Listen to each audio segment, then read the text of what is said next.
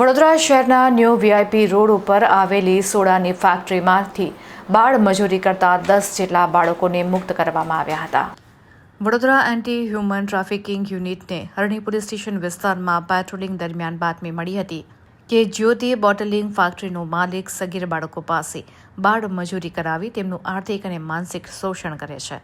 આ બાતમીના આધારે એન્ટી હ્યુમન ટ્રાફિકિંગ યુનિટની ટીમે ફેક્ટરીમાં તપાસ કરી હતી, જેમાં 10 સગીર બાળકો કામ કરતા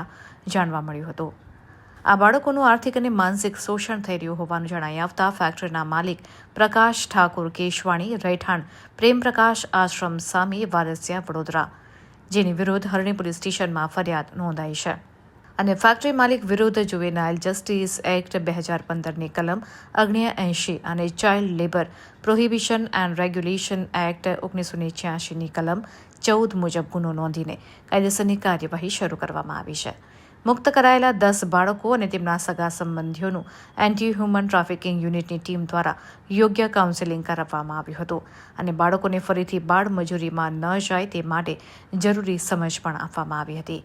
અને તેમને તેમના સગા સંબંધીઓને સોંપવામાં આવ્યા હતા. બાળકોનું આર્થિક શોષણ થઈ રહ્યું હોવાની બાતમી મળી હતી ત્યારે એન્ટી હ્યુમન ટ્રાફિકિંગ યુનિટના પીઆઈ બીબી પટેલે જણાવ્યું હતું